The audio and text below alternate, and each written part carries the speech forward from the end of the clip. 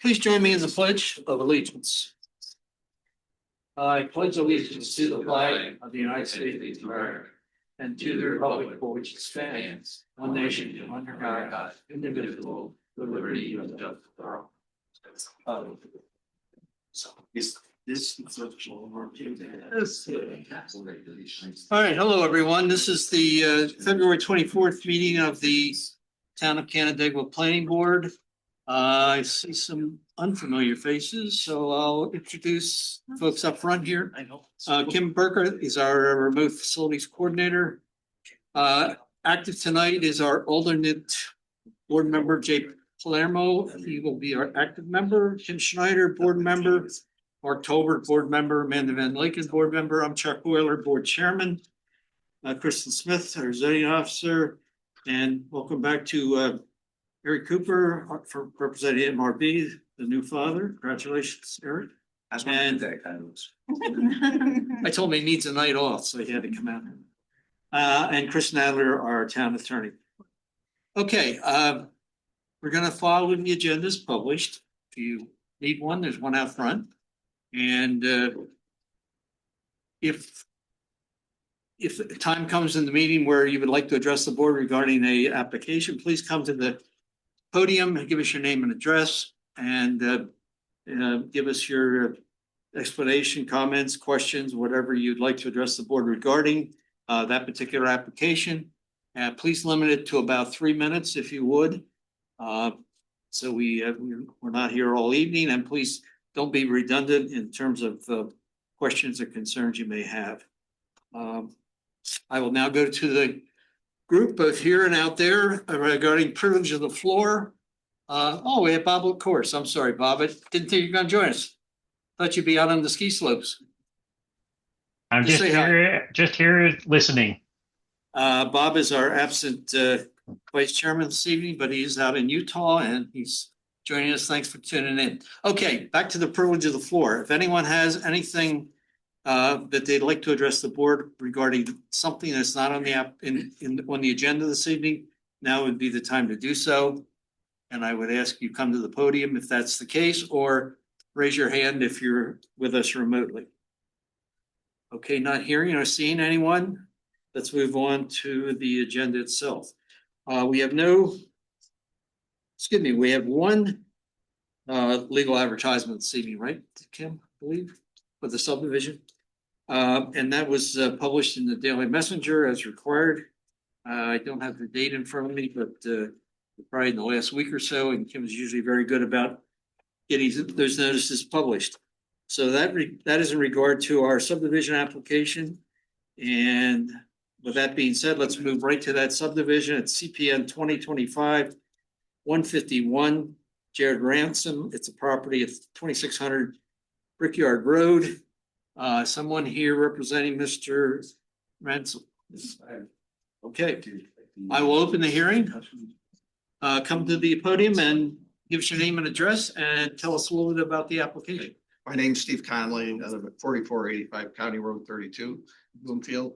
It's 2600 Brickyard Road property that we're actually subdividing. It's actually my mother's property. She recently passed, and we're selling. We tried to sell the whole property, which originally, according to the deed and everything, it's 3 acres. When it actually got surveyed and everything, it's actually 2.3 acres. So we're dividing it directly in half. It's 1.12 acres each lot.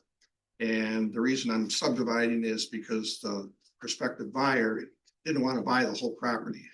They want just the existing house, garage, and barn as a residence.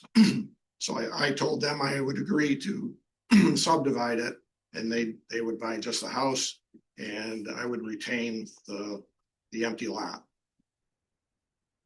And that's pretty much it. It meets it's zoned commercial, light industrial, and it meets the 1 acre minimum for each lot size. And that's pretty much it. Okay, we have the plan up in front of us here. Pretty cut and dry. I did go in front of the county planning board, and they found that this application to be exempt from any of their reviews. The Ag Committee did look at it, and they said there's certainly no loss of farmland since there's really not being farmed currently. Jim Fletcher, our highway superintendent and water supervisor, did not comment on the application, so I assume he had no comments. There's obviously no NRI features on the property that we have to be concerned about. There is an existing septic system, which is delineated on the plan, and you're certainly well away from that with the new subdivision line.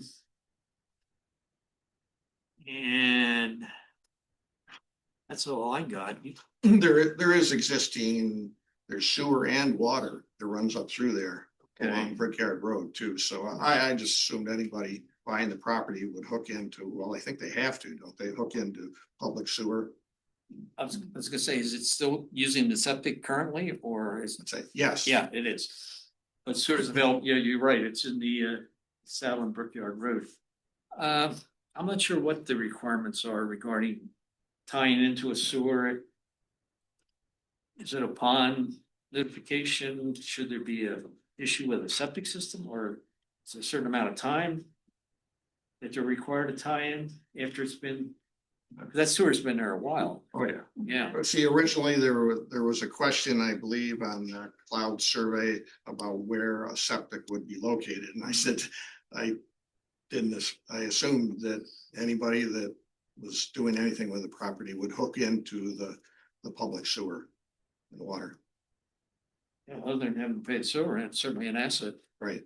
being tied in the sewer. This is on the vacant lot. No, on the house, the lot with the house. Oh, It's currently on septic. currently on septic, Mhm.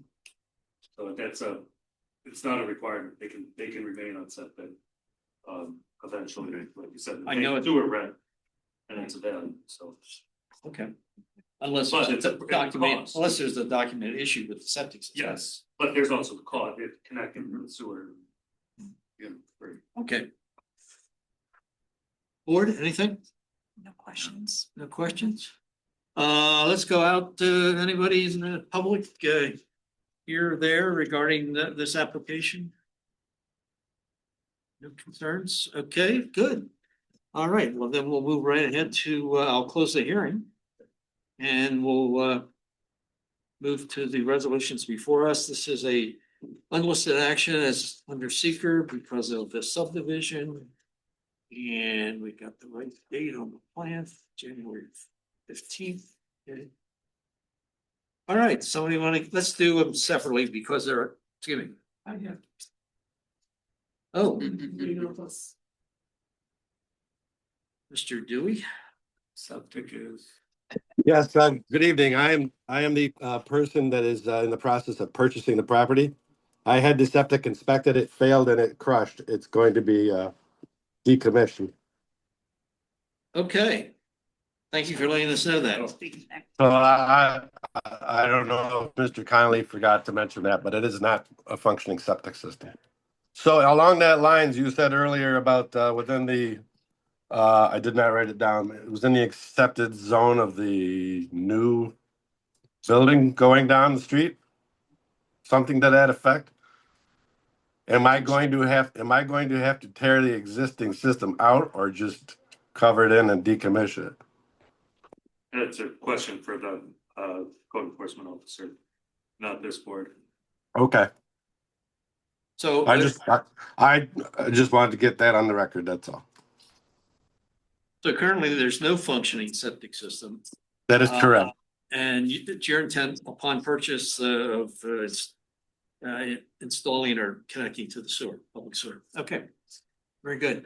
Yeah, we have- we're going to have to connect it to the sewer now, yes. That was not my original intention right off the bat, but now to make the house livable, yes, we're gonna have to connect it to the sewer. Okay. All right, we're back to looking for a motion on the seeker. I'll make a motion on the seeker unlisted action for 25151 at 2600 Brickyard. Okay. I'll second. Thanks for the second. Any further discussion? If not, all in favor? Aye. Opposed? Motion carries. Okay, let's go right to the site plan and for the subdivision, excuse me. Somebody want to give me a motion for the subdivision? Make that motion for CPN 25-151 single stage subdivision with two conditions. I'll second. Okay, we got a motion and a second. I just want to check. Regarding lot 2, the undeveloped lot. I think we have that standard evidence Nope. covered with that one of the conditions. Yep, there it is. Okay. Nope, there too has to do with it, not having any type of septic system approved for it. Okay. It's not a buildable lot until it does have. Okay, I got a motion and a second. For discussion, all in favor? Aye. Opposed? Motion carries. All right. Thank you, Steve. Thank you. And thank you, Mr. Dewey. Thank you. All right, let's move on to 2024-117, which I'm going to hold. That's the original site plan and special use permit for the cell tower out in County Route 8. I'm gonna hold that and move right to CPN 2026-005, Nixon Peabody, County Route 8, for the revised, amended, relocated cell tower to the affectionately known as location 4 on the Pritchard property. So I will open that hearing. And Mr. Lusk? Chuck, before you, Sure. as you open, can you just attest that to the notice of public hearing we skipped it at the beginning. Okay, There is a public hearing that's been duly noticed. Kim, that was in the notice, I assume? The newspaper? Yeah, Yeah, it went out on the 17th. okay. I knew we had it for the first one, but I wasn't sure. So, okay, duly noted. Mr. Lusk? Good evening, members of the board, and for the record, Jared Lusk, Nixon Peabody representing Verizon. Since our last appearance, we appeared both at the environmental committee and the ag committee, both, and I noted in your notes that were provided to me, they both recommended approval of the project. And so that's been provided. In addition, we received a couple of notes that we responded to the environment engineering comments. Then there was one note from Mr. Murphy again regarding the required waivers that we have provided further documentation with. The engineering comments were again have been addressed and are in front of you. Again, the drumlin requirement is that we've previously sought the waiver on. The next, you wanted some documentation, or the engineer, Mr. Cooper, wanted documentation regarding Mercy Flight's thoughts, because they had thoughts on the original tower. We provided, we did. I was personally in contact with Mr. Armstrong over at Mercy Flight. The same comments continued, so I provided as tab W to the application the original letter from August 23rd, 2024, as well as his response email confirming the same concerns. And again, there was a request for the waiver again for the special use permit. Normally is a limit on 2 years for special use permits for cell tower and public utilities. Again, as with other towers, we have requested a waiver of the 2-year limitation. Obviously, investing in that type of infrastructure, a 2-year limit on the special use permit is not reasonable. That waiver request, was that, I didn't see it in the package. Was it part of the exhibit B? It was for the waiver for the 2-year. Yeah, before it was included in the supplemental application. The waiver request form Okay. was provided. Okay. It was in the original application materials, but the form, I didn't realize there was a special waiver form. So we've completed the waiver form in response to the comments. Again, for regard to the drumlin issue. Mhm.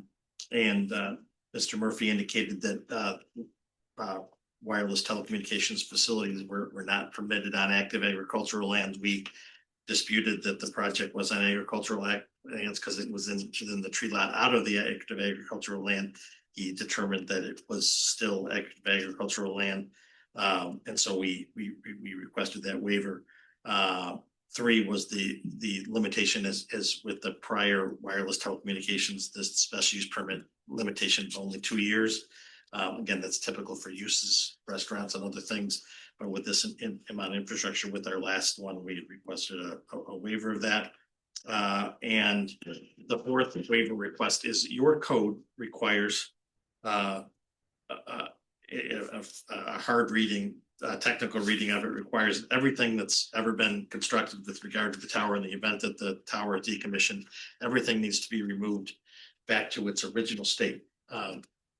We are putting in a driveway that we presume that, and utilities that we presume that the farmer may want to continue, the landowner may enjoy using the driveway for agricultural purposes. And there's a lot of money in the utility infrastructure that's placed underground that goes up the hill. We're happy to take the tower down, happy to take the foundation out, but to require at this point that all of that driveway and the utility infrastructure be removed when it may have some future use. All we're asking is a waiver to permit Verizon at the time to consult with the current landowner to determine whether they want the driveway taken out and or they ever want to put a barn or anything there. The utilities are there, and I think they should be given the opportunity at that point to make that decision whether the underground utilities should be removed. So we requested a waiver only to the extent to allow us to consult with the current owner and not mandate that it be required to be removed until they determine it. So those were the waiver requests that we had submitted in response to the engineering comments.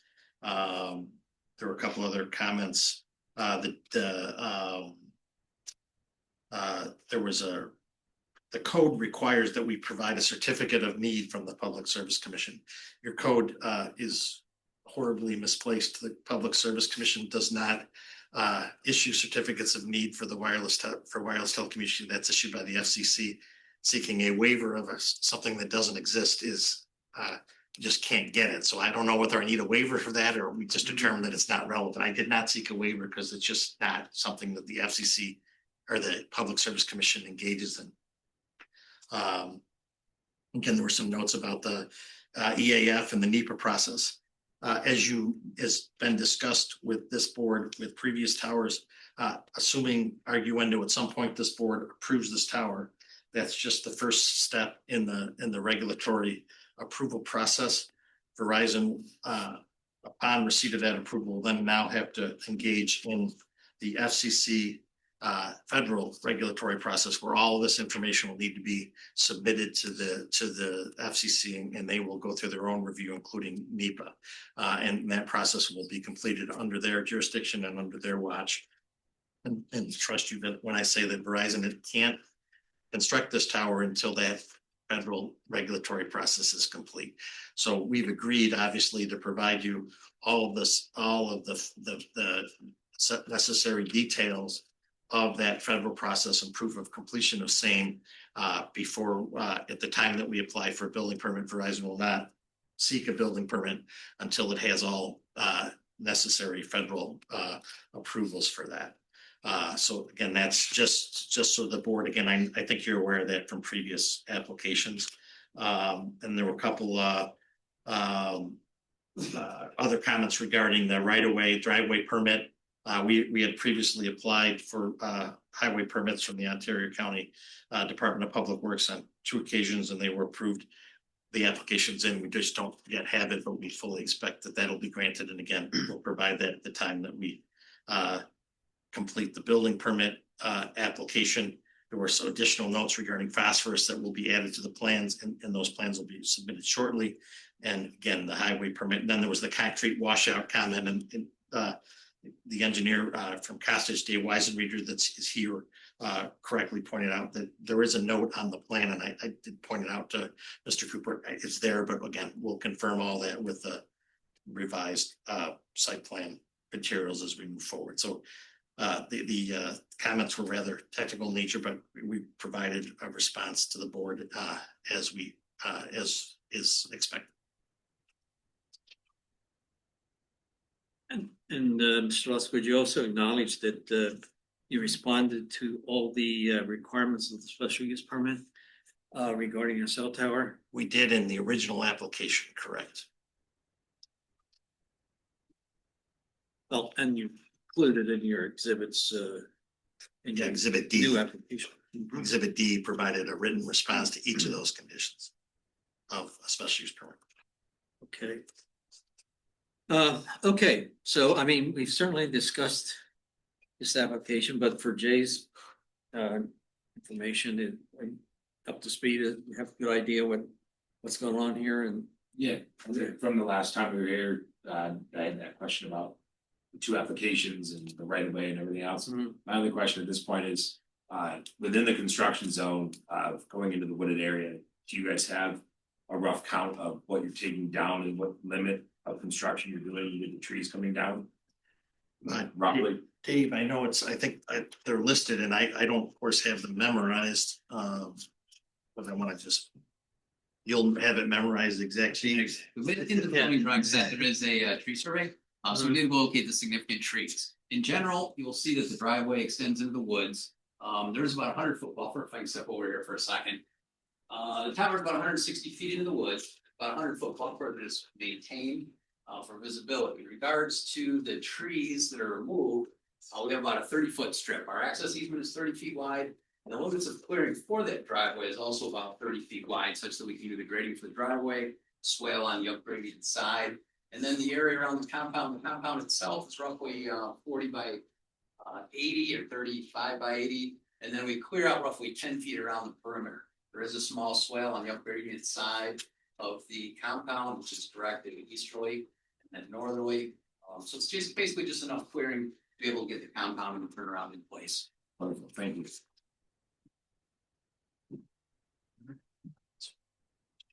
okay. Anything else there? No. So as far as our charge here regarding applications of this type, we have to, and I think over the last year and a half, certainly discussed whether there was a need for this tower. And I think through the documentation the applicants provided and a lot of our own research, I think we came to the conclusion that the tower was needed. So that we can check that off our checklist. Is it in compliance with the town SUP regulations? Again, the conditions that the applicant has to meet regarding a special use permit are listed and asked and answered in the package. So I think the applicant's been diligent in doing that. We did talk about the benefit to the town, and I think Mr. Lusk, you said that obviously more other than increased coverage, that's the benefit to the town. I think you're saying, unless there's anything else you'd like to bring to our attention, which. No, certainly, obviously a tower here, one of the reasons why we're not co-locating is because there's no other opportunity for co-location in the area. Obviously, the tower has been constructed, so there will be an opportunity for future co-location for other carriers if they're so needed. We're unaware of any, but again, it should eliminate the need for another tower in the area. Okay. You did provide in your documentation the statement of operation. The waivers duly noted, and I guess we have to consider those as part of our action on the resolutions. Can I ask a question on the waivers? Jared, it just dawned on me that we also have a special use permit regulation in 220-35 that special use permits become void if construction is not started within 1 year from the date of their issuance. Did you request a waiver of that? And would you like to? We did not. We think the year is fine. I did notice that the 180 days on the site plan, I think we're pretty confident that we can get a revised site plan to the town within several weeks. The question is whether we need to start, and I'm correct me. I'm reading the code that we don't, all we need is get the final site plan to you within 180 days. There's no requirement that we start construction within 180 days. The issue will be that federal regulatory process that at a minimum takes 4 months. So limiting us to 180 days to start construction with getting in for a building permit after we get those NEPA could be tight. But I've read those regulations and I believe it's not a regulation to start construction within 6 months. I think the plan is that we would start construction within a year of this. Got a year to start construction, that's Okay, correct. perfect. If you're comfortable with It that, then expires or you get extension. Right? correct, but Yeah. but you could also waive that if it was gonna be a year and a half. Let's leave it there. No, I agree with you, Chuck, I just didn't know. Put the onus on the applicant to get it done. Okay, so waivers we talked about. MRB, I think you had a very comprehensive review, Eric, and I think Mr. Lusk has gone over most of those items, and I think you have that as a condition that any of your items be met. Code waiver, IDA, airport, the lighting. You will have a lighting on the tower at the request of the airport, the IDA. It's actually Mercy Flight, to be clear. Oh, it's merciful. The airport is not requested. Mercy Flight did. Okay. The FCP decommissioning. And the decommissioning proposal that Mr. Lusk mentioned, that's something I guess we use standard. I mean, if the homeowner, property owner wants to have the driveway remain, doesn't want it torn out, doesn't have to come out. Yeah. There should be a decommission plan. And surety, yeah. Yeah, but in the actually, it's written in the actual decommissioning plan that the board, that'll be at the option of the property owner. Subject to review and approval by the town. You still have to, I think, include it in the bond amount. That's a minimal increase. We have no problem having the bond be in the amount of the full removal, but it didn't make sense to mandate that everything be removed without at least authorizing the landowner to make sure if he wanted some portion of the driveway or the utilities to stay. Why don't we put as a condition that applicant is authorized to revise its decommissioning plan to allow for the road driveway to remain at the option of the landowner, if appropriate.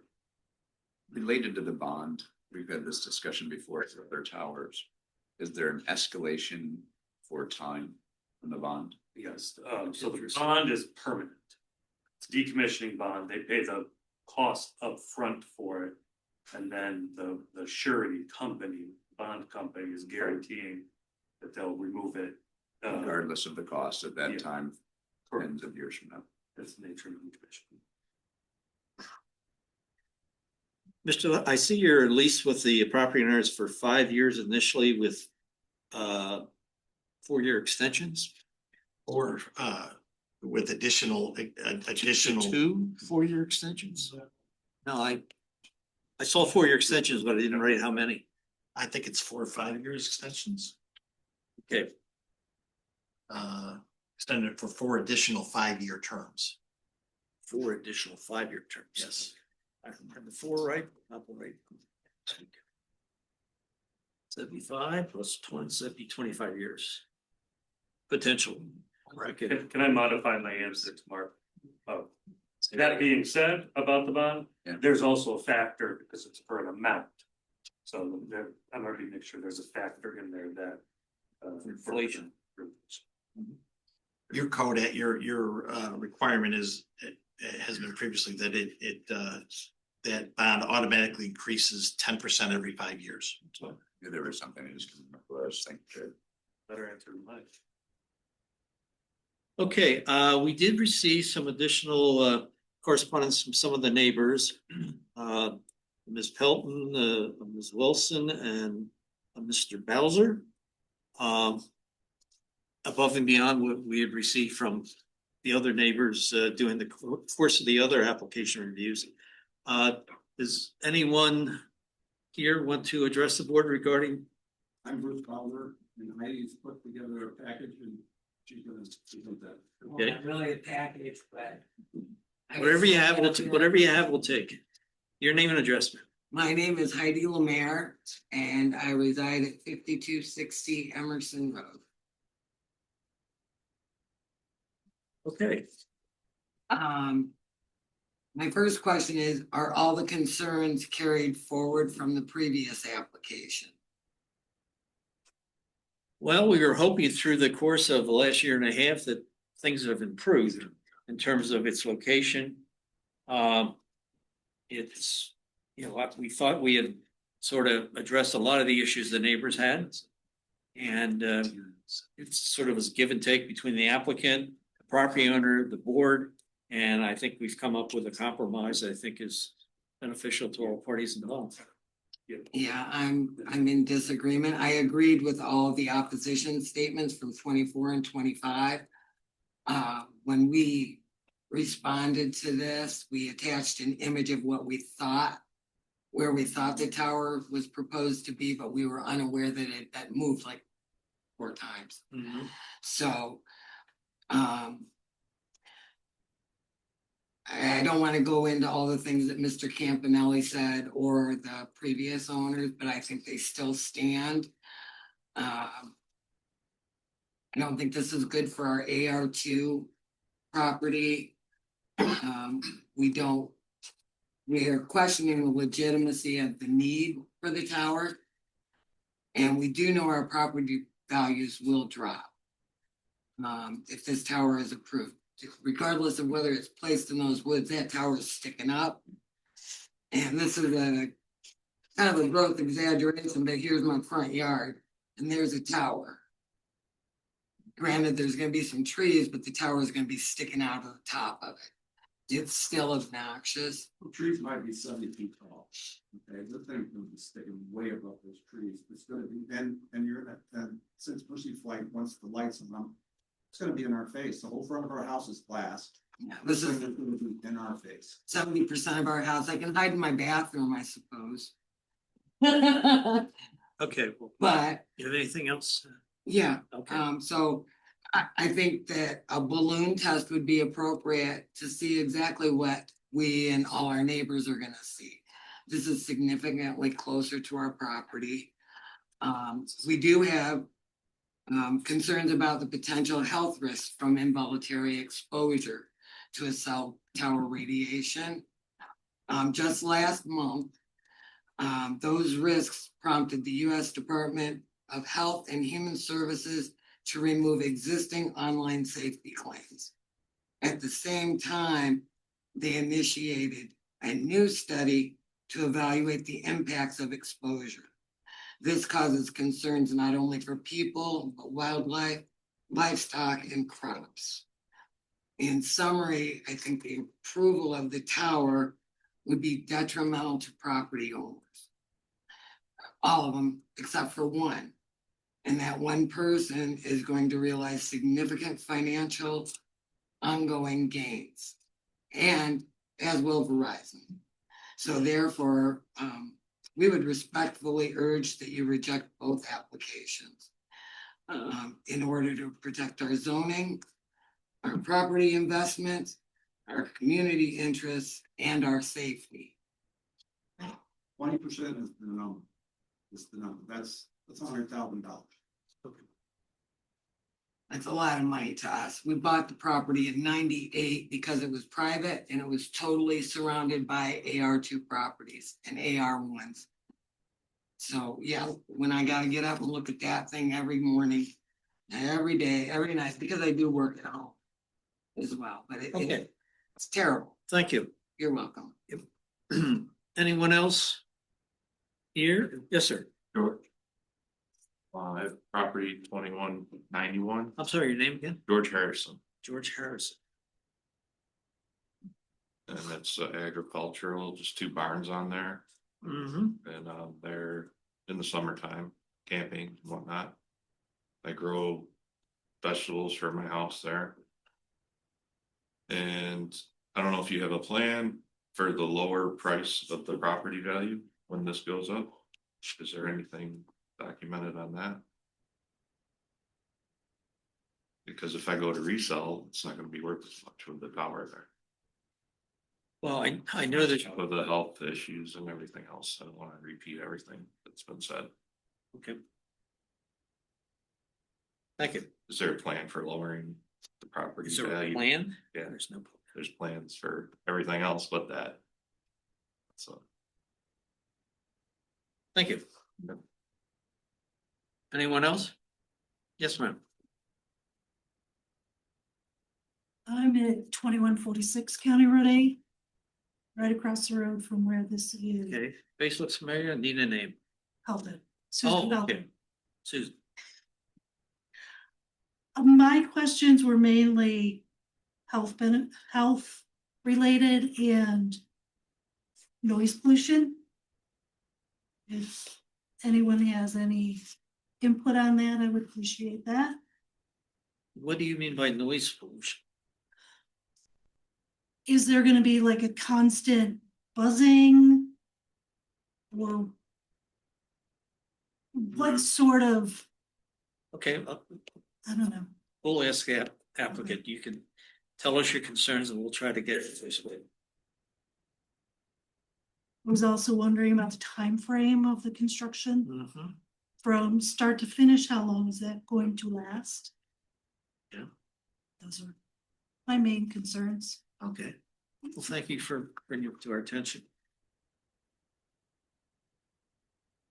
Anybody else? Anyone out in digital land? There was no with it. Of course, Mr. Detwiler. Promise I'll be brief. That's all right. Obviously, my name is known, but for the record, Mark Detweiler, 2021 County Road 8. The only question that I have remaining about the current site plan is the light on top. And I don't, maybe this is a better question for you. I'm just curious about the light itself, its direction. How is it, if at all, designed to not light pollute the nearby homes, mine included? I don't know if there's a specific light we can request that gets put on there to make that effect as minimal as possible. But I am here to just state on the record, at present, the remaining question that I have is exactly that. Okay. Very good. Good question. All right, it's Thank you. such a tough question. I'm gonna ask the applicant to address that and any other concerns that you heard this evening. Okay, with regard to property values, we've dealt with that, and we, if you recall, we provided the study of the property values by a certified appraiser that actually analyzed property sales in and around. And the conclusion was? That the wireless telecommunications towers do not adversely impact property values. It's based on actual sales of towers or property where the tower is visible from the front door of the home.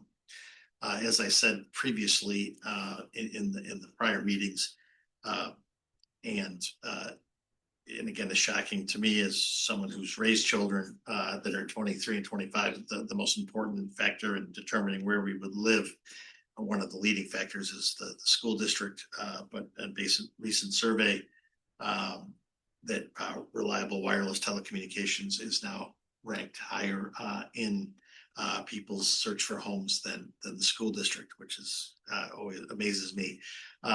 But that is because apparently so many people are working from home, they need that service. But again, over 50% of all calls that are made to 911 are made from wireless telecommunications devices.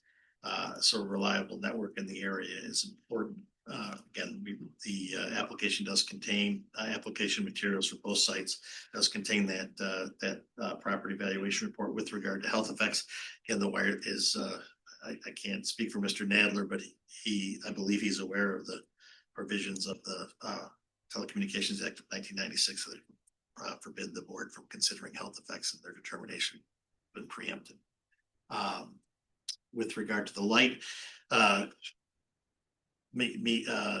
Mercy Flight Central has said we were going to defer to the local FAA Flight Standards District Office for the determination of the light that should go on the facility. And again, I know we built the Cheshire site there's a light on that. If anybody wonders what kind of light it's gonna be, I don't have the technical information about what the specs of that light are, but it's not, it's on that Cheshire facility.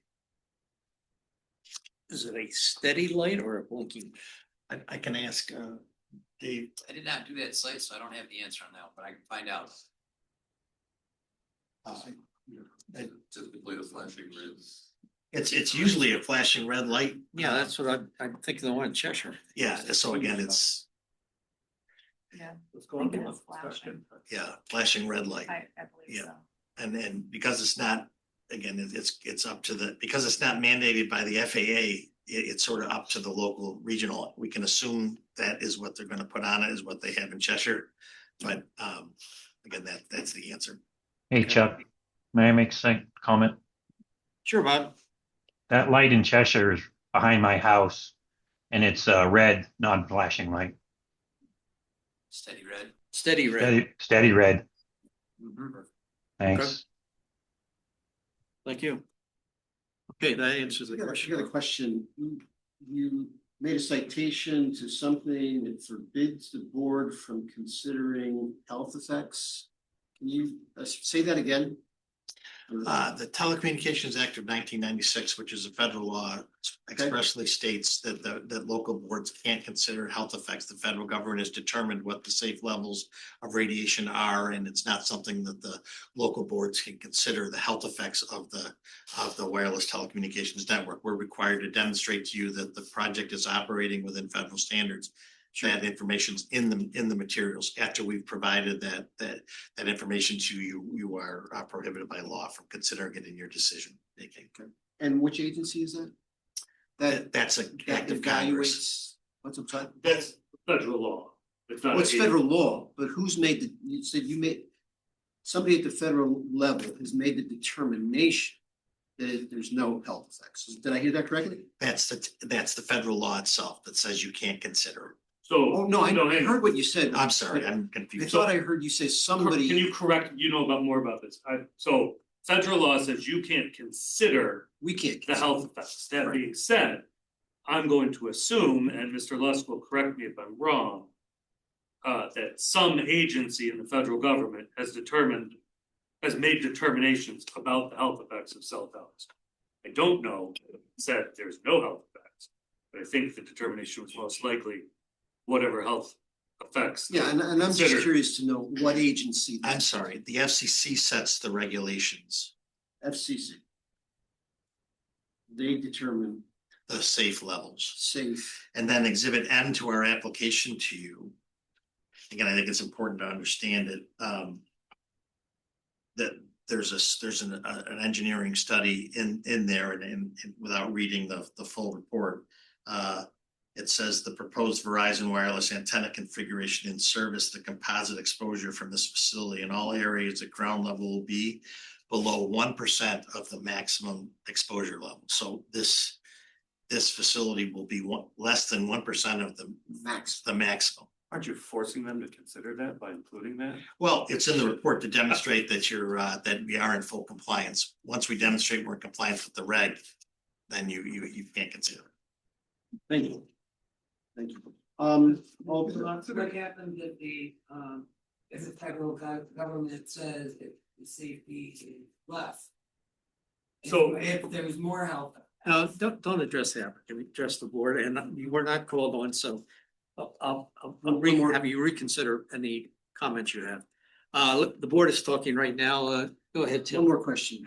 Was there any noise associated with the normal operation? No, the only noise is the generator that operates on site. Again, that will test for 1 hour and on Tuesdays, usually Tuesday mornings, when it's set. And then it's a standby generator like anyone's house that operates in the event that the power is out to operate the facility. Okay, great, thank you. Other than that, there is no noise. Board, any other questions? I should say that as was mentioned, ECB did review this application.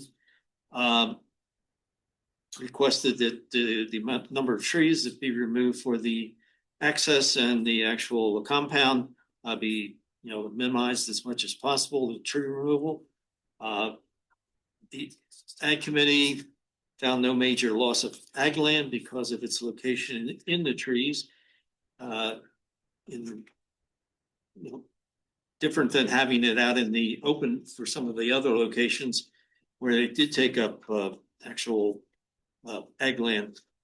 The county planning board was wanted to make sure the decommissioning requirements were met, that it was FAA compliant, and access to the drive be permitted through the county planning, through the County Public Works Commission. Code enforcement had a concern about making sure the waivers were addressed or acknowledged and included in the resolution. IDA, the airport, who got a referral, as was mentioned, was concerned about the lighting. And I think that covers all the referrals. I need to go back to you now, if you have something else to add. Concerned if I know you can't consider the health effects, but if the Health and Human Services says this is detrimental to the health of people within a certain area, then what happens? So It change, like. Did they say that? Less than 0.1%. So, let me see if I can parse that, because it's a good question. This board and the town has zoning authority over this cell phone tower. And it's in our town code, chapter 220. The way the zoning code applies to you folks is how far your house could be from the street, how far it could be from the side lot lines, and what you can use your house for. For a cell tower, there's a lot more regulations, and this board has purview over those. It's gonna make sure that the applicant complies with the town's zoning regulations. Presumably, the federal government, if it turns out this is unhealthy, will regulate and enforce and restrict a cell phone tower that's causing health impacts. They've got a proposal that says this is gonna be 1% of the maximum allowable amount.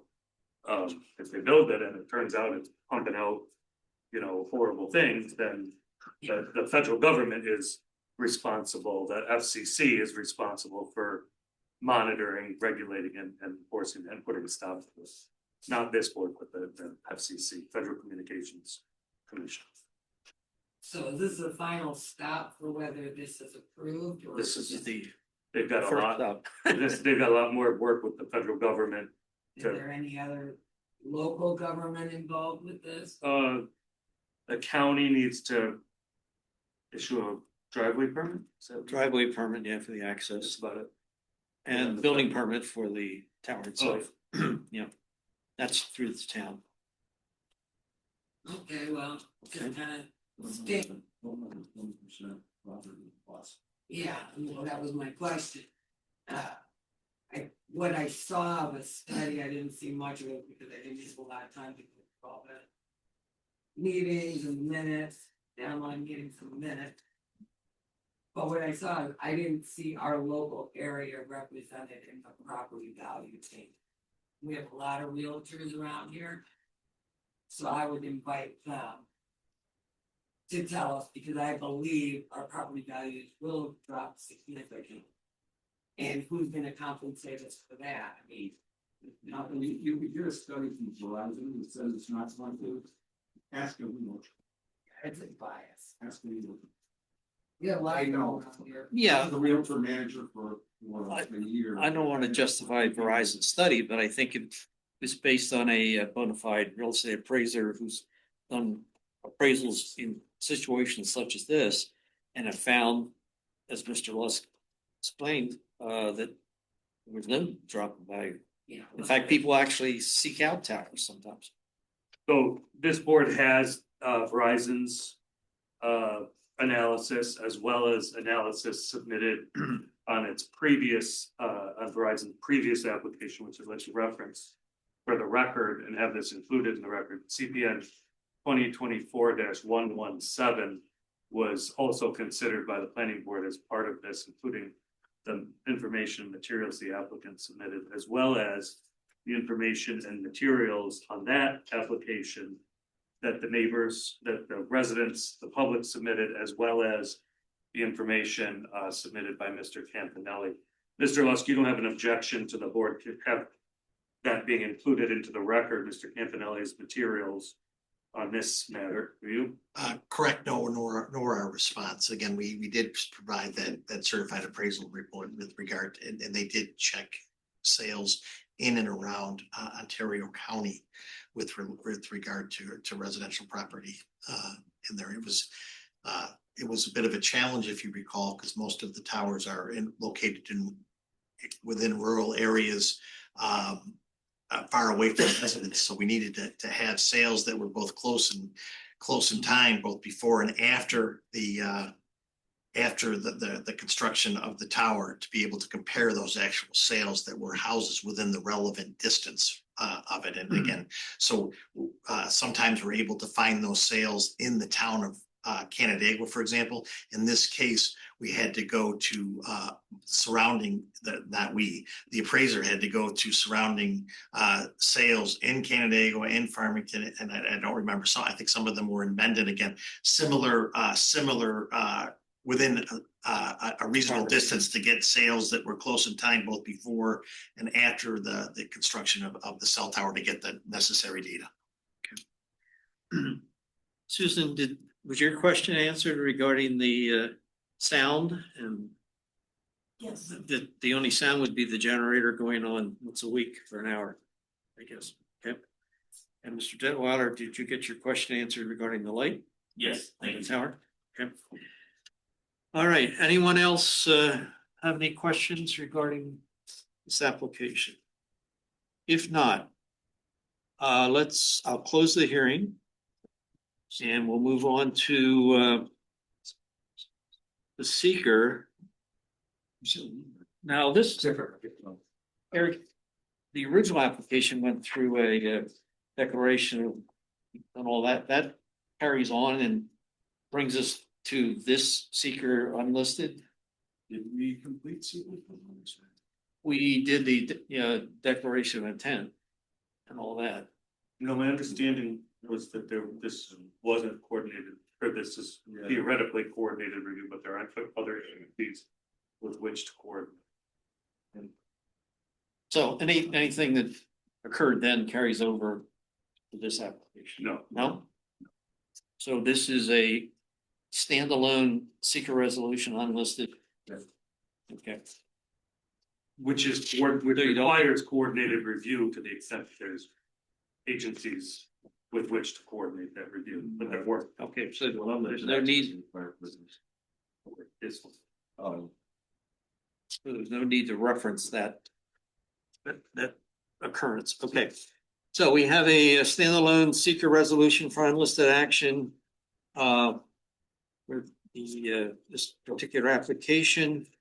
Someone want to make a motion regarding the seeker?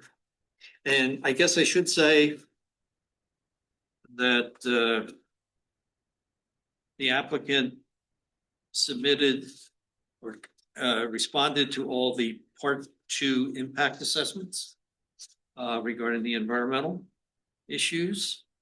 And we have a Part 3 that we submitted as a planning board and respond to that Part 2. So that's included in the package. And if someone wants to make a motion regarding that Part 1, 2, and 3, I'd accept it. If I could, while someone's contemplating that, I'd like to just state for the record and for the members of the public that there's extensive analysis and narrative prepared for this board by its own staff and consultants, and with which this board is familiar and has had its head of the council review. And which will be approved as part of the anticipated motion procedure. Okay, seeking a motion, board, on the seeker. Chuck, I'll provide that motion. CPN 26-005. Unlisted action site plan. Okay. Mark in his Barry White voice. Has made a motion. Have a second? Second. Jay has seconded. Further discussion? All in favor? Aye. Aye. Opposed? Okay, site plan SUP, which is the order again? Site plan next? And so I think Eric has some proposed conditions. I have some. Okay, let's, proposed conditions and modifications which will apply to, I'd like them all to be. okay, we're looking at site plan. Single page site plan. Resolution in front of you. I'm hearing there's some additional conditions to be added to anything that we consider. No. The first would be actually a whereas paragraph. To be included above the first, now therefore be it resolved, stating that whereas the planning board has considered all information submitted as part of this application as well as CCN 2024-117, including the materials submitted by applicant, members of the public, and Attorney Campanelli. And then there would be a semicolon. And then on both, I have applicant shall withdraw and dismiss CPN 2024-117. Following 30 days from the date of this resolution.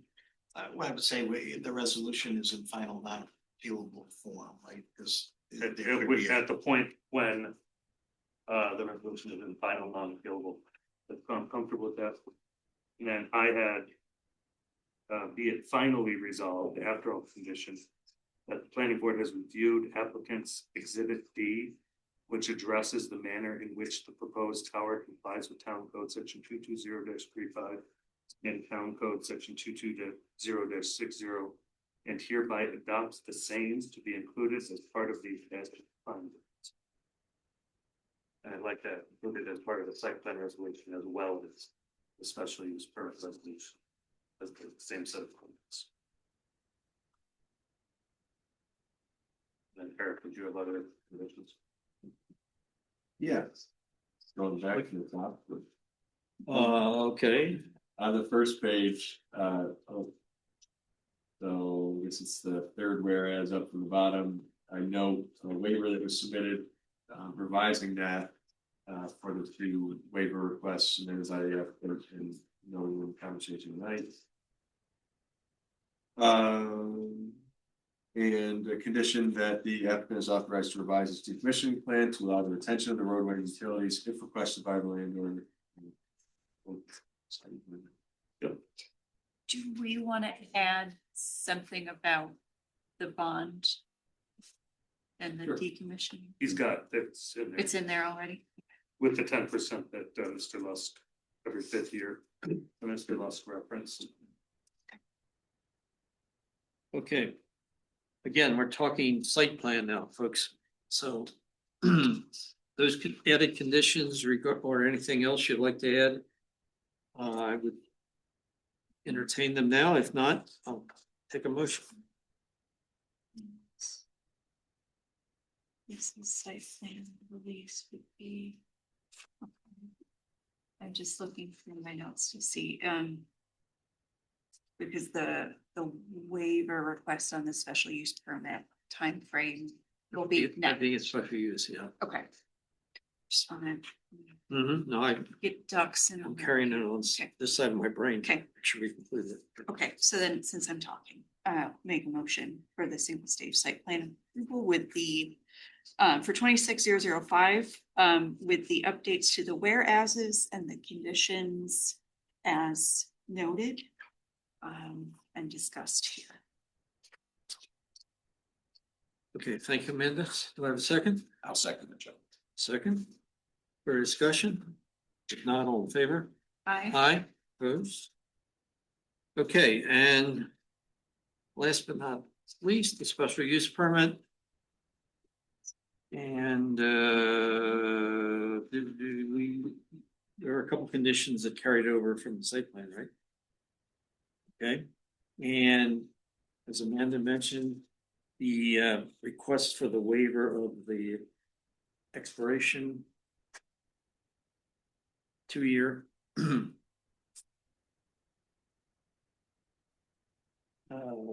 it a? I guess it's a whereas. Or you yeah. put it in that whereas. Be it resolved. So that's where it says now that will be resolved, I'm not sure that's includes in the appropriate section. Very good.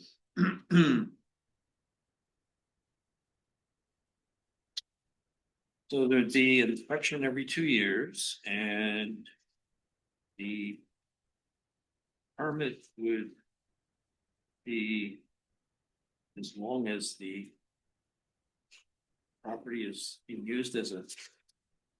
Yeah, pursuant to, the comment, excuse me, comment, language we usually use, this special use permit It's mixed in. shall remain in effect for all owners, provided it's. Let's see, these conditions do not include as a condition. Yeah, we should, state the length of the special use permit. Either perpetual or definitive time. Or until it's taken down and commissioned. Yep, okay. Board understand what we're looking at? Hold on, I'm lost.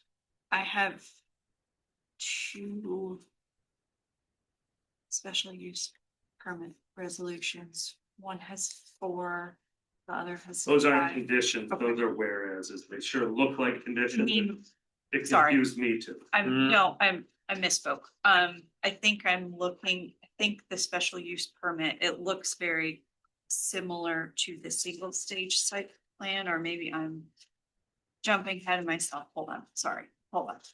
Yes, okay, I see. So the special use permit resolution, what we have is 5 listed conditions 5 listed plus 2. plus the ones that we're talking about. Okay, Special use permits, and then. I was- With the pushing language on there, then here, what. And then applicant shows that it's listed beyond 20. So. Yep. that one. So. Okay. That's special use. That's One whereas has 4 items. Right. And there's the That one. Special use Condition. shall remain in effect. That's the one. Okay, so Thank you for that's still 7 unless there's another one. on track there. Actually, no, you're right, I'm sorry, yes. Usually get the math questions right. Noted for the record, but that is. Okay. We all together.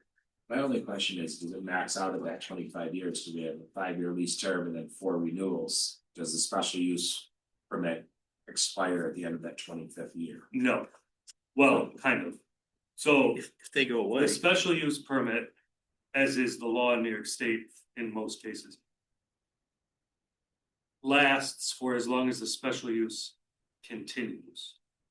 If it's stopped for a period of 1 year or more, then there's no special, then the special use permit is not. So once they decommission it, tear it down, it's no more special, they can't build another one. It's specific to this cell tower. And I'm assuming that the life expectancy is 25 years at the max. Yeah, I believe With so. 2-year That being said, inspections. I mean, if it's working and if it lasts forever, they can keep it forever. It's not a 25-year limit. It's a permanent to the extent of its useful life. And Its it's kind useful of a life. lease, right, when the lease, Oh, when the yeah. lease terminates. It can either be extended or it can, can require us to the landlord, it requires to take it down. Okay, thank you. Okay. Farmer could start out. All right. Ready for the SUP?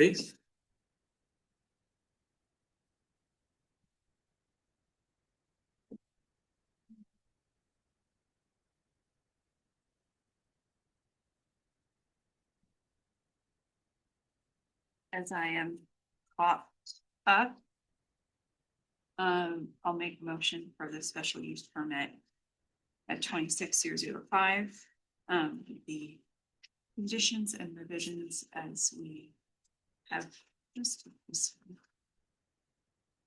Does the board need the additional conditions read to them or are they? Didn't Eric just read this? Well, a lot of them apply to the site plan, but Yeah, two of them were the same as the site plan, and the third one was the standard language for SUPs. That it remains in effect, there's no requirement for renewals, as long as it remains. Second. okay, motion second. Further discussion? Not all in favor? Aye. Opposed? Okay, thank you. And thank you, folks, for being patient and you can walk with me. You know, this was a good example of how the process is supposed to work. You know, the Verizon submitted you know, what they thought was where it should go, where, you know, submitted a plan. And the neighbors, you know, made public comment, this board heard them, Verizon heard them. And I think everyone worked together to make this a better process. And then, you know, you may not all be thrilled. I think we can all agree this is better than the original proposal, and this board, staff, MRB group, Verizon and its consultants, and you and your fellow neighbors worked hard to get it that way. Okay, well said. Okay, let's move on to our minutes from back. We need to do a continuation. Oh, sorry. Oh, yeah, Are you about to extend the shot clock for 45 days on CBN 2024-117? Yeah, when do we anticipate that the applications, the resolutions are gonna be filed, made available? Tomorrow. Okay, yeah, so 45 days is more than adequate, and you can do it by then. One if you want. Let's do, yeah, we agreed to extend the shot clock and adjourn the prior to 2024, I don't remember the numbers, application until 45 days from today, or whatever the closest meeting date after that is. okay, very good. Thank you. Thank you, Mr. Lusk. Thank you, friends. Okay, meeting minutes. Wait, Do we need to? you got continue act on motion? continuation Yep. resolution, So moved. right? Yes. Why we continue? I'm using.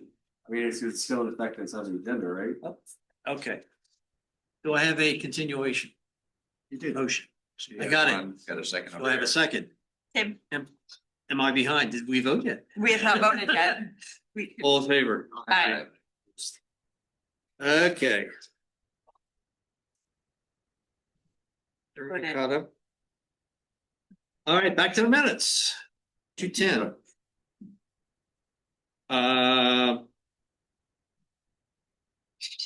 I guess the only thing officially I would like to introduce to the draft that you got was the paragraph that I put in, Karine, Yeah, regarding. when I opened it up, that's what your changes were, and you said you had them in like dark italics, I got nothing. Got It was nothing? the same copy you got, so.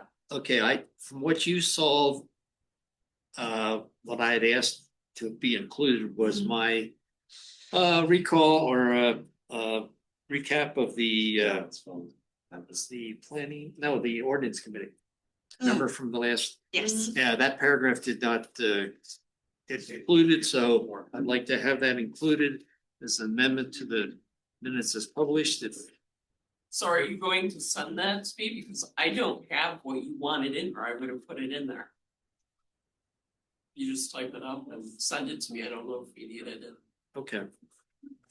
I thought you sent it back with it in. Okay. I sent you as it was. Okay. I didn't add anything different. Okay. Is the board comfortable with approving minutes, or do you want to continue I'm them to?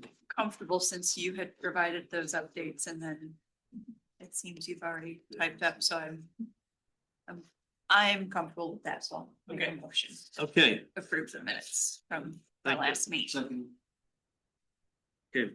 Motion second to approve the minutes. Thank you for doing this, Karine. All in favor? Aye. All righty.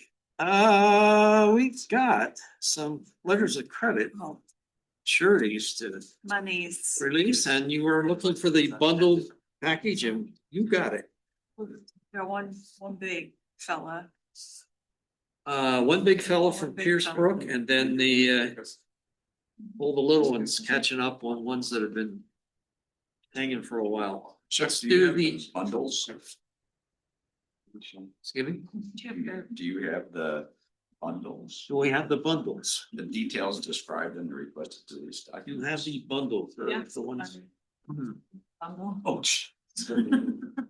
Let's go through each one. Piercebrook is, Piercebrook is You here. wanna split this up? You want me to take half? You can look at. Just check. Just want to see if they actually signed them, that's all. Check signatures. These go as far back as 22. How brown is? It's a wonder that people didn't ask for their money sooner. 2022. I mean, they must be independently wealthy. They can sit around and say, yeah, I got. We had one that sat around for like decade. Until the couple got divorced and their lawyers were like, what's this money? Where's that money? I mean, it's like $1,000. It was like not, but they like, in order to finalize their divorce, it was a joint asset. They each got 500. Yeah, it was more than. These are. Well, must be nice, but yeah, it's. That one for 2022, it's $3,200. I mean, Jeez, this is pocket change. 100 grand, right? Just walking around money. One for 17.5. 570. Jump the line. No, I mean, for- these Just people are gonna 100 get a nice gift if we approve it. As. I know Mark's reviewing, but. If, So I'll take a motion on either one for now, if whatever you're caught up with. I'll do the Okay, Piercebrook, chunky monkey, okay, I'll, for 23,038, make a motion to release 402K of the original 1.2, thereby leaving 472K remaining. This is for Piercebrook to be or not to be. It is to be. it's to be. To be what it is. I'm going to show that at my real quick. Yes. Anybody got it? Well, okay, I will second it. okay, on Piercebrook, got a motion second to release the amount stated, all in favor? Aye. Like. Really? Yeah, so if this. Okay. They're not, there are 15 in total. All I'm doing is aligning to move Like basically that use battery storage, so like. Thanks. So Okay, we're down to the facial encompassing. Clear the books. If there is a correction, do we need a Initial? initial date sort of thing? What did I miss? There was a 14 instead of a 41 cents. Just like a cross through. I guess whoever submitted it should initially. And that is in line with. Kristen? Or at least. That's a little something. You can just initial. Yeah.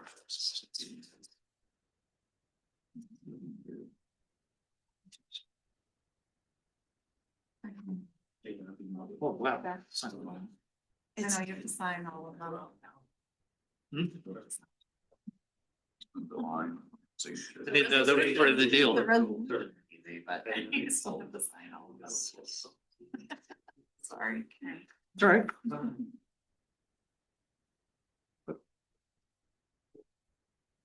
360.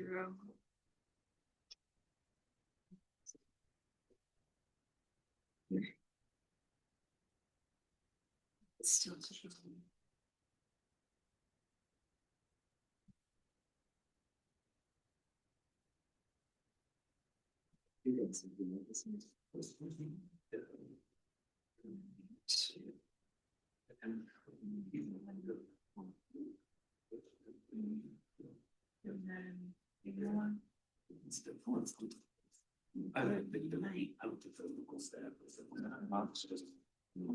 Right here. Thank you. Goes over. Yeah.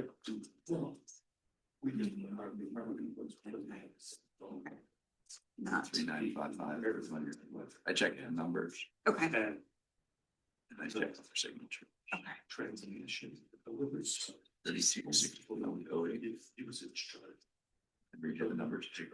Yeah, sure. 3260. Oh, wait, okay, great. 1300 even. That's the one, Big one, 1960. 60, yep. 17,488 and 90. 90. Okay, And then the last one, read 590. 594, yep, okay, Verify signatures too. yes. Check, I'll make the motion for the bind resolution of surety release for 15 different CPNs. Okay, I'll second. the motion second. For discussion? Not all in favor? Aye. Thank you, That's yours. Amanda and Mark, for going through those. Let's get back to.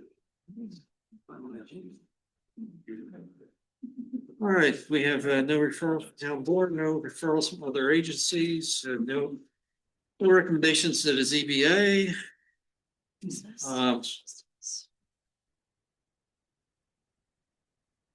You want to talk special projects, we won't, but given your voice, Mark, I don't know if you want to use it any more tonight than you want to. It looks like the next meeting might be a little late again because the Ashford Place South has requested a continuation to March 24th. They didn't get their plans in time to have the revised plans to have them looked at for our March 10th meeting, so they had asked to push off the 24th. So that will lighten that agenda up a little bit, so we can go to then. By then, I'll have another report from ordinance and planning and public works and training. You're all set up for Cooperstown, right? Well, he will be tomorrow. Okay. I have that on Thursday night as well, online. Okay. So the big picture. Yeah, MRB, enhanced Hancock's. Oh, the boot camp. Boot camp. Municipal boot camp. Okay, and Amanda, you want to tell us about the 28th of May? Do that while Oh, like what? No, the Batavia's posting another full day event. You guys should have gotten an email with some agenda topics there. Looks like it's gonna be a good one. I can't remember when we got that. I think Kim, you sent that to us last week or yesterday or something. Time is the flat circle. So, let's see. Make sure to register by May 15th. It's Thursday, the Thursday of the Memorial Day week. And there is a fee, I think it's $60, right? Great. If we want to, you, Kristen. Yep. Yep. You can send them to me and I'll take care of you. Okay, if you're interested, tell Dan and he'll get you signed up. Actually, not, I'm just gonna take the week then. That just forces me to take time off. Okay, Dan, do you have anything? No, I was just gonna also mention about the spring training at Batavia, at the college there. I've gone for multiple years. It's usually a really good training. I would highly recommend it to anybody on the board. Go, just let me know. You'll register. As long as you let me know, send me an email, so I have it in writing that you want to go before I just sign you up. Okay, anything else? Please. Just have one question. Sure. Like about the sharings. Looks like there's additions, house events. Hey, guys. Is every application that comes through the board, do we have to like suggest or put it as a condition to that application that it has a surety bond, or does every application essentially have that? I just never experienced this as an applicant. I've never seen a surety bond in any one of my lines of paperwork. Well, we don't always ask for sureties on all, but if we feel it's appropriate from erosion sedimentation, from a landscaping perspective, we want to make sure landscaping gets put in as approved. So it's like site plan approvals with major conditions, especially in Lake District. Yeah, That's for sure. Most of these surety bonds are Lake District. Yes. Okay. And certainly, You know, if there's not a ton of disturbance, or if it's not gonna be a soil and erosion control matter, the board doesn't doesn't require that. Usually it's a staff or an MRB group recommendation, right? I mean, it's a pretty standard comment. Most projects will measure that they like to have some disturbance and require even like silt fence, they'll have it. I suppose if it's like very minor, the board has, but almost always it's gonna be on there. Generally as a standard condition. And I don't think anybody's ever complained or pushed back or said, oh, that's ridiculous. Because it's a small amount and the town gives it right back. Yeah. Um, After that, Found out they don't care. The condition's been satisfied, this gets released on Yeah. approval of. Alright, suggestion. There's a whole process by which it's approved. Now, if they don't put the landscaping in that they promised, the town can cash that bond in and put it and sell it themselves essentially. And say if they're not maintaining the soil and erosion control measures that they've promised to do, the town can go correct it at the applicant's expense and cash that surety bond in. Got it. Thank you. Do we give back the surety once the improvements of the landscaping's done? Or do we hold it for 2 years? There's a 2-year requirement. isn't there? Yes, to make sure it takes. Takes, yeah. You can't plant it and then yank it out. Yank it out. Or plant it and not Right. Have it die. water it. Here's Brooks's trees. Sureties expire.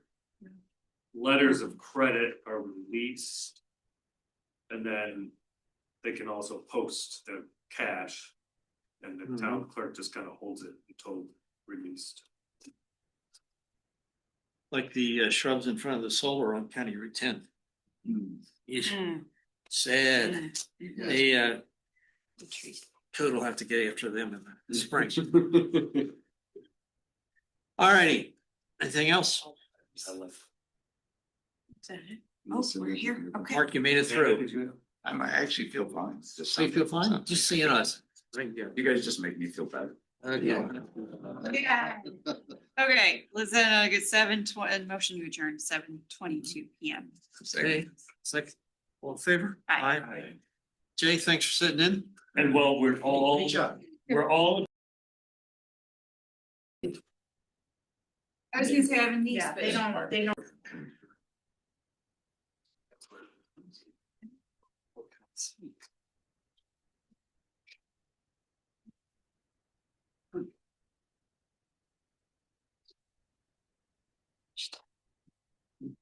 Thank you.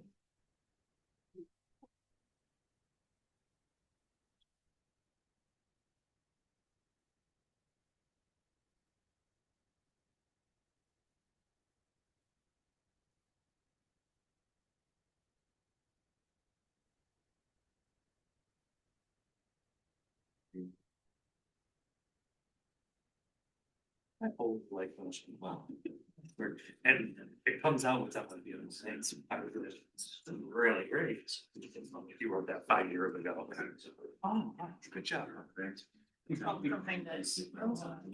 just looked at this, I was like, oh, it's there, that's good. And he's So that's me. Well, and I was like, okay, and I like. Yeah. The dates and you're like. There's a certain literary quality. At least we know I'm not, Zeta, because as soon as somebody else did. This is big if I read my work like months later. God, this sucks. Yeah.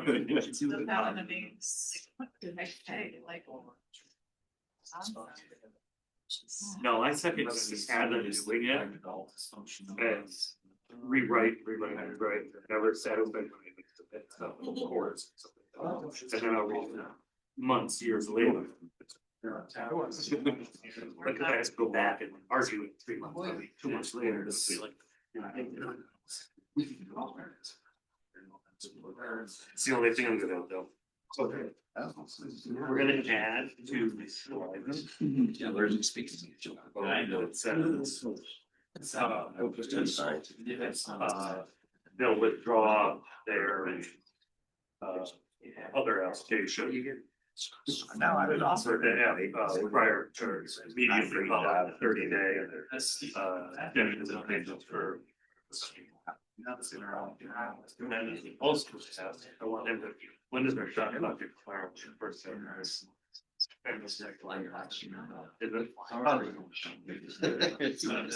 So we'll just make sure it extends that for 45 days. I'm not even gonna talk about the first application, really. Correct, other than Right this, to- other than this condition, yeah, I think that's accurate. And then we'll double back. Okay, what do we got here? 6 o'clock. Good, ladies ready? Yeah. So